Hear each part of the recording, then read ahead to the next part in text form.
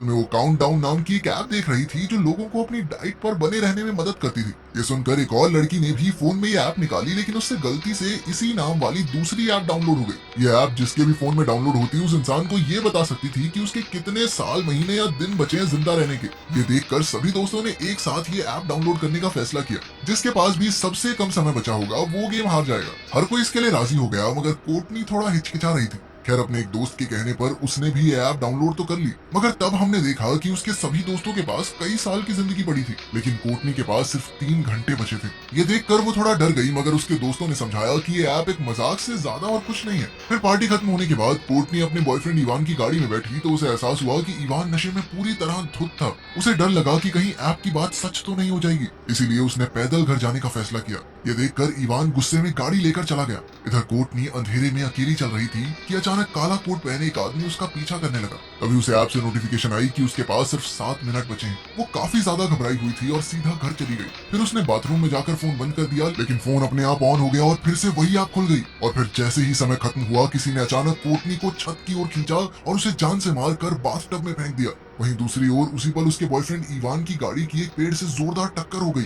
Ivan की जान तो बच गई, मगर जिस सीट पर कोर्टनी बैठने वाली थी वो बुरी तरह कुचली गई। इससे इवान को तो यकीन हो गया था कि वो ऐप सच में इंसान की बची हुई जिंदगी का समय बताती है। इसके बाद हम एक हॉस्पिटल में क्विन नाम की एक नर्स को देखते हैं। अचानक उसने देखा कि एक पेशेंट अपने कमरे से भाग गया था। क्विन ने उसे ढूंढा तो पता चला कि वो एक बंद कमरे में बैठा था। ये पेशेंट कोर्टनी का बॉयफ्रेंड इवान ही था। उसने कहा कि वो कोर्टनी की वजह से परेशान है क्योंकि उसकी मौत काउंटडाउन ऐप के बताए हुए समय पर ही हुई है। पर क्विन ने उसे शांत करके उसे कमरे में वापस चलने को कहा, मगर इवान ने उसे बताया कि ऐप के मुताबिक उसके पास सिर्फ 19 घंटे बचे हैं। फिर थोड़ी देर बाद क्विन हॉस्पिटल की हेड नर्स एमी से मिली तो पता चला कि क्विन की नौकरी पक्की हो गई है और एमी ने उसके लिए एक पार्टी रखी थी। जब सब केक खा रहे थे तो क्विन ने सबको इवान के काउंटडाउन ऐप के बारे में बताया। उसके कुछ साथियों ने खुद ऐप डाउनलोड करने का फैसला किया और इसमें डॉक्टर सलिवन भी शामिल थे। डॉक्टर तो काफी खुश था क्योंकि वो 90 साल तक जीने वाला था। फिर सब पार्टी कर रहे थे कि अचानक एक आदमी एक बेहोश औरत को उनके पास लाया। डॉक्टर सलिवन और नर्सेज ने तुरंत उसे एक इंजेक्शन दिया जिससे वो होश में आ गई और किसी तरह उसकी जान बच गई।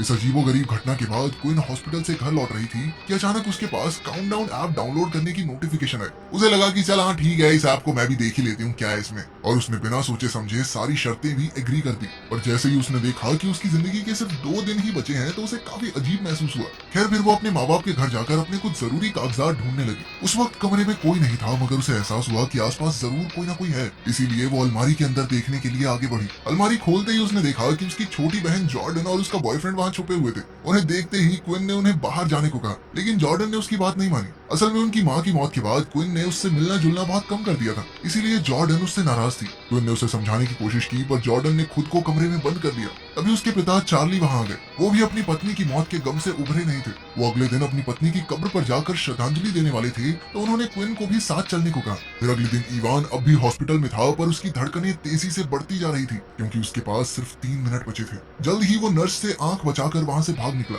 तभी उसके फोन पर नोटिफिकेशन आई कि इवान ने कॉन्ट्रैक्ट की शर्तें तोड़ दी हैं, लेकिन वो बिना सोचे भागता रहा। तभी रास्ते में उसे शीशे में काला कपड़ा पहने एक अजीबोगरीब आदमी दिखाई दिया। अचानक शीशा टूट गया और इवान सिक्योरिटी एग्जिट की तरफ भागा, लेकिन अचानक सारी लाइट्स बंद हो गई। तो उसने अपने फोन की लाइट जलाई और देखा कि सीढ़ियों के दरवाजे पर कोर्टनी खड़ी थी। इवान ने उसे आवाज दी, मगर जैसे ही वो मुड़ी तो उसके होश उड़ गए क्योंकि कोर्टनी अब एक भूतनी बन चुकी थी। अचानक उसने इवान पर हमला करके उसे मार डाला और फिर छत से नीचे फेंक दिया। कुछ समय बाद जब क्विन हॉस्पिटल पहुंची तो उसे इवान की मौत की खबर मिली। वो सोच में पड़ गई कि कहीं इवान काउंटडाउन ऐप की वजह से तो नहीं मरा, और ये सोचने के बाद तो वो और डर गई। उसने इवान के कमरे में उसका फोन उठाया, पर फोन लॉक था। अब वो सीधा मॉर्ग में पहुंची जहाँ लाशें रखी जाती हैं। उसने इवान की लाश निकाली और उसकी आंखों से फोन स्कैन करके लॉक खोला। जिसका डर था वही हुआ क्योंकि उसने देखा कि काउंटडाउन ऐप का टाइमर खत्म हो चुका था। अब उसे डर लगने लगा कि कहीं ये सब उसके साथ भी तो नहीं होगा, क्योंकि ऐप के मुताबिक उसके पास सिर्फ 1 दिन बचा था और कल वो अपने पिता के साथ अपनी माँ की कब्र पर जाने वाली थी। अब उसने अपने पिता चार्ली को फोन करके कहा कि वो कल कब्रिस्तान नहीं जा पाएगी। तभी उस ऐप से मैसेज आया कि उसने शर्तें तोड़ दी हैं। दरअसल अगर कोई भी ऐप में अपना बचा हुआ टाइम देखने के बाद अपनी जान बचाने के लिए अपनी रोजमर्रा की चीजों को बदलता है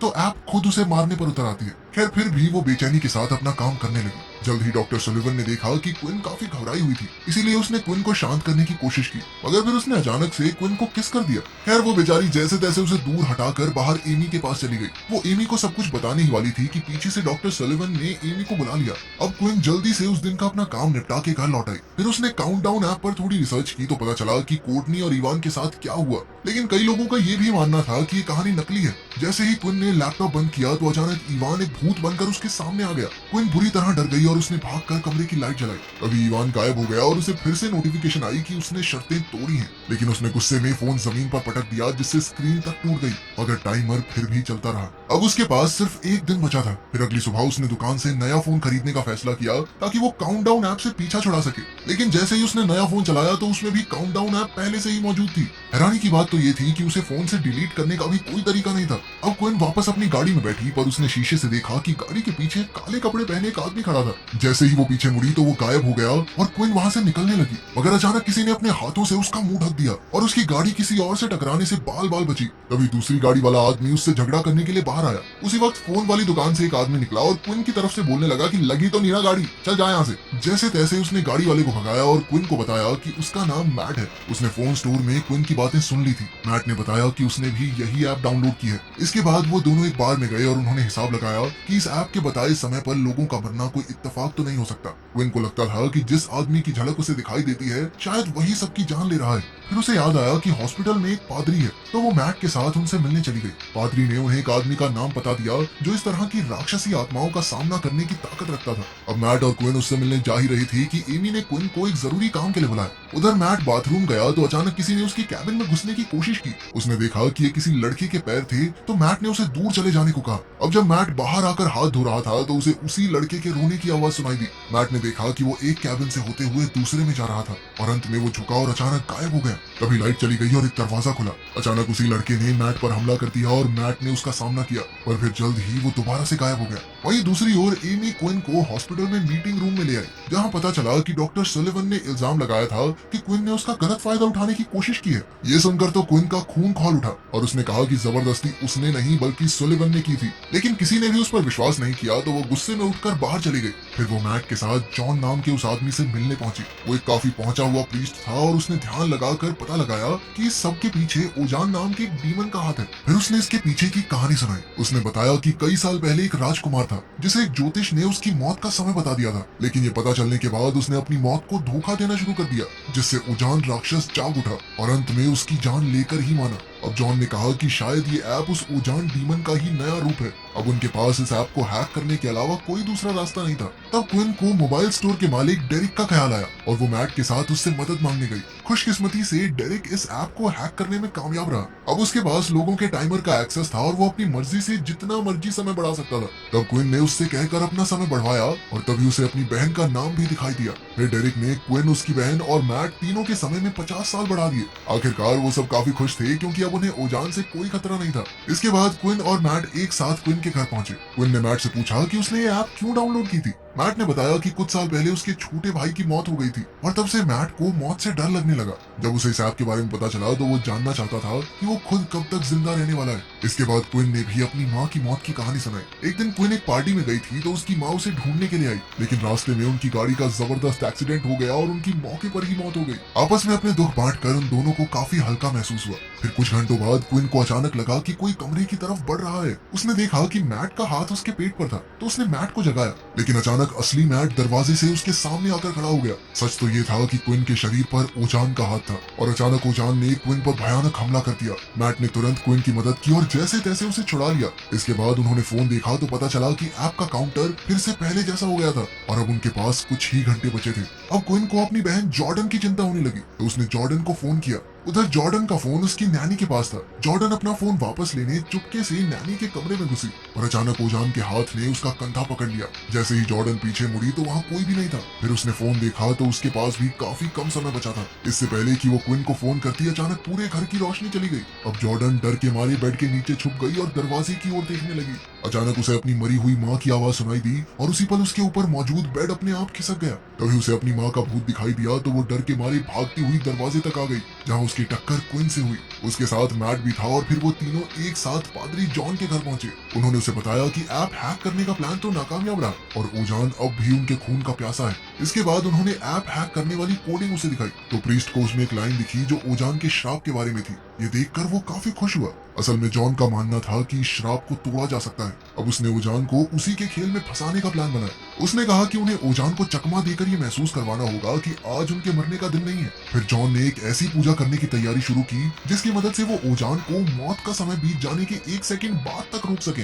अगर उन्होंने एक भी इंसान को समय पूरा होने के 1 सेकंड बाद तक बचाए रखा तो श्राप टूट जाएगा और वो अपनी मौत को चकमा देने में कामयाब रहेंगे। इसके बाद वो चारों बेसमेंट में पहुंचे और नमक में पेंट मिलाकर सुरक्षा कवच बनाया। जॉन का मानना था कि ओजान इस घेरे को पार नहीं कर सकता। सारी तैयारी पूरी होने के बाद उन्होंने देखा कि मैट के पास अब सिर्फ 2 मिनट बाकी थे। कुछ ही पलों में लाइट चली गई, जिसका मतलब था कि ओजान मैट को लेने आ गया है। वो चारों तुरंत उस गोले के अंदर आ गए और जॉन ने भगवान से मदद मांगी। कुछ ही पलों में ओजान का असली रूप सबके सामने आ गया और वो फिर भी उस गोले के अंदर नहीं घुस पा रहा था। तभी अचानक मैट के सामने एक खिलौना आया। ये वही खिलौना था जो उसके छोटे भाई की मौत के समय उसके हाथ में था। उसी पल मैट को अपना भाई अपने सामने दिखाई दिया और वो धीरे धीरे उसकी तरफ बढ़ने लगा। लेकिन इसी बीच मैट उस सुरक्षा चक्र से बाहर आ गया और इसी गलती का फायदा उठाकर ओजान उस पर झपट पड़ा और घसीटते हुए ऊपर ले गया। अब क्विन भी तुरंत उसे बचाने दौड़ी, पर उसने बाहर आकर देखा कि मैट तो एकदम ठीक था। लेकिन उसी पल अचानक एक तेज रफ्तार गाड़ी ने उसे कुचल दिया। आखिरकार मैट की मौत के साथ ऐप का टाइमर भी बंद हो गया। अब क्विन और उसकी बहन के पास भी ज्यादा वक्त नहीं था।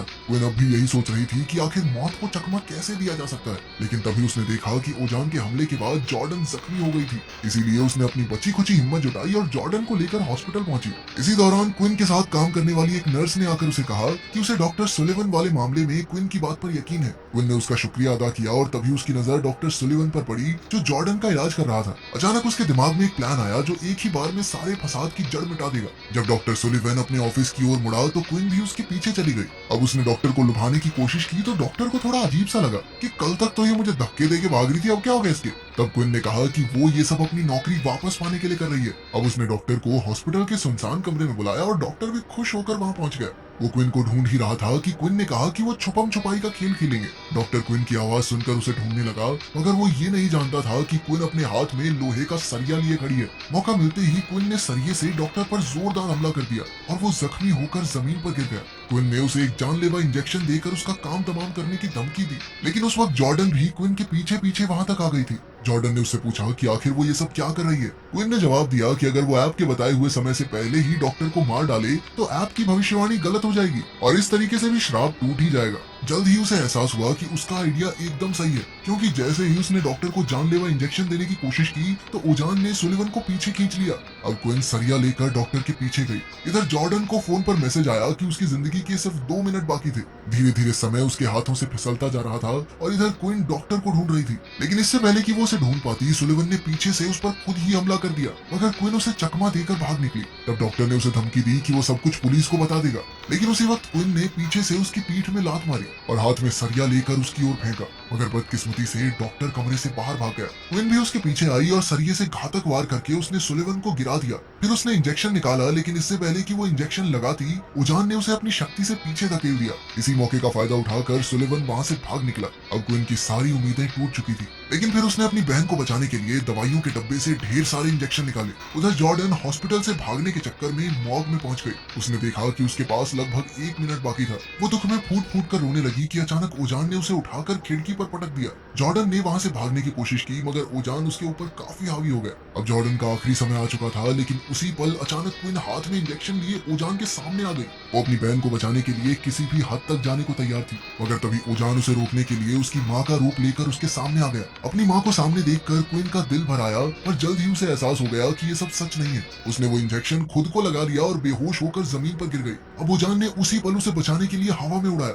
लेकिन अब बहुत देर हो चुकी थी। उसी पल ओजान का श्राप खत्म हो गया और ओजान एक ही पल में राख बनकर हवा में गायब हो गया। इधर क्विन फिर से नीचे गिर गई तो जॉर्डन उसे उठाने आई। तभी उसकी नजर क्विन के हाथ में रखी दवाई पर पड़ी। उसने देखा कि क्विन की बाजू पर इस दवाई का नाम और इसे लगाने की जगह लिखी हुई थी। तब जॉर्डन ने सिरिंज में दवाई भरी और सही जगह पर इंजेक्शन लगा दिया। कुछ ही पलों में क्विन को होश आ गया और जॉर्डन ने उसे जोर से गले लगा लिया। आखिरकार ओजान का श्राप खत्म हो गया था और क्विन की वजह से उसकी जान बच गई थी। इस घटना के कुछ दिन बाद दोनों बहनें अपने पिता के साथ अपनी माँ की कब्र पर श्रद्धांजलि देने गई। लेकिन अचानक क्विन को अपने फोन पर एक नोटिफिकेशन आई कि काउंटडाउन ऐप का एक नया वर्जन उसके फोन में डाउनलोड हो चुका है। जॉर्डन ने उससे पूछा कि क्या हुआ, मगर इससे पहले कि क्विन कुछ कहती उसके पीछे वही काला कपड़ा पहने ओजान की परछाई आ गई। इसका मतलब ये था कि ओजान का बनाया हुआ मौत का खेल अब